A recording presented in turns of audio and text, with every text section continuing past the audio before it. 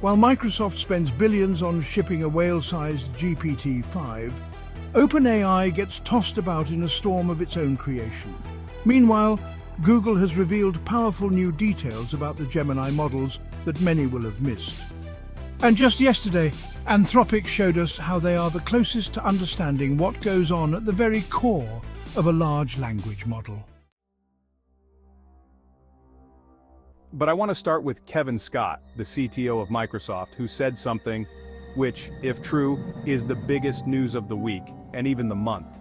According to him, we are not even close to diminishing returns with the power of AI models. Kevin Scott, since about 2012, the rate of increase in compute when applied to training has been increasing exponentially. We are nowhere near the point of diminishing marginal returns on how powerful we can make AI models as we increase the scale of compute.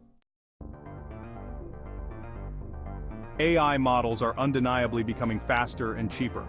While we're off building bigger supercomputers to get the next big models out and to deliver more and more capability, we're also grinding away on making the current generation of models much more efficient. Between the launch of GPT-4, which was not quite a year and a half ago, it's now 12 times cheaper to make a call to GPT-4 than the original model. It's also 6 times faster in terms of time to first token response.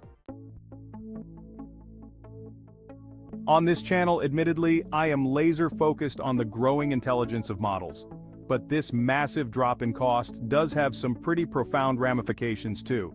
It is kind of an obvious point, but when we get the first generally intelligent AI model, we will soon get ubiquitous AI models, unless it gets monopolized. Artificial intelligence, if it carries on getting cheaper and cheaper, could become absolutely pervasive inside your toaster and security camera, not just your laptop.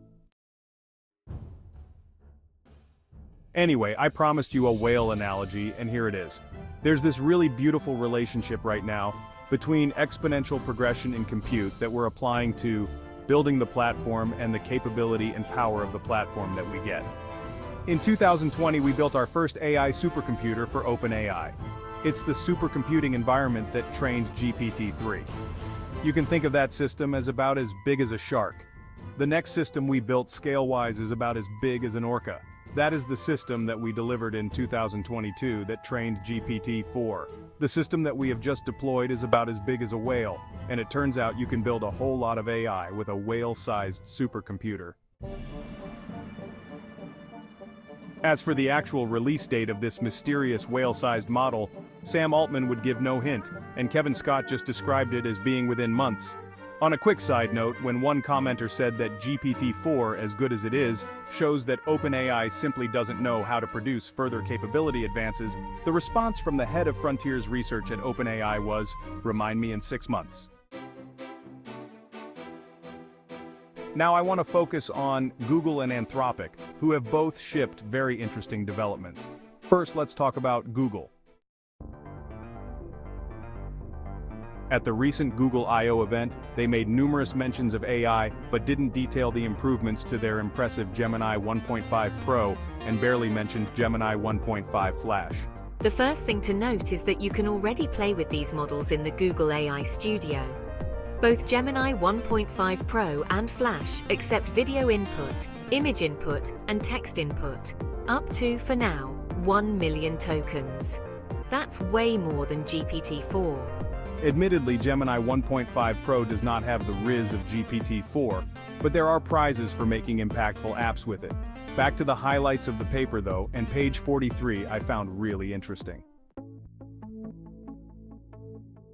If you've been following the channel for a while, you'd know that adaptive compute, or essentially letting the models think for longer, is a very promising direction in advancing the intelligence of models.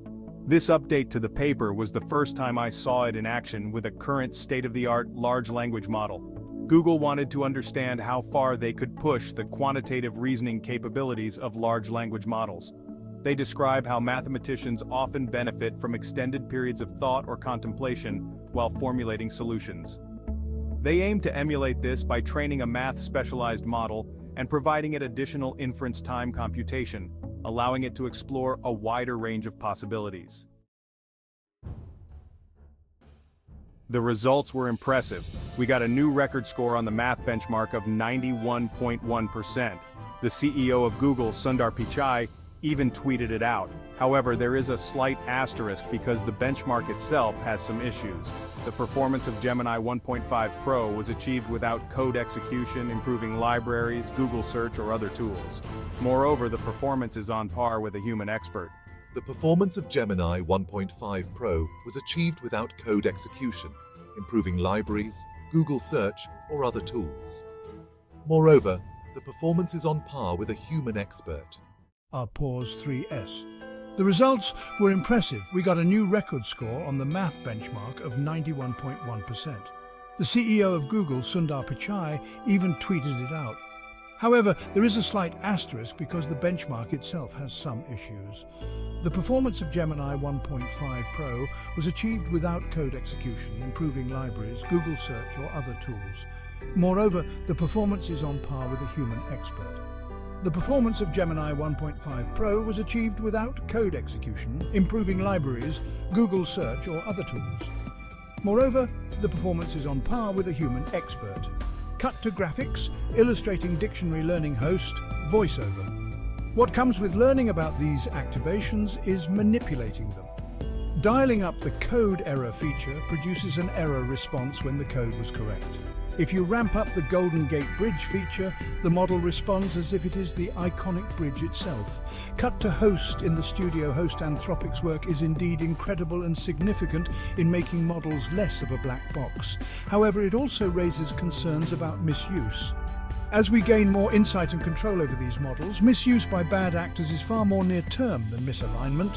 Transition to OpenAI updates host. Finally, let's discuss the storm at OpenAI. Last week, Ilya Sutskever left OpenAI, stating his confidence in the company's ability to build AGI that is both safe and beneficial. However, this departure and the issues within the company, such as the compute promised for superalignment not being delivered, highlight the internal struggles.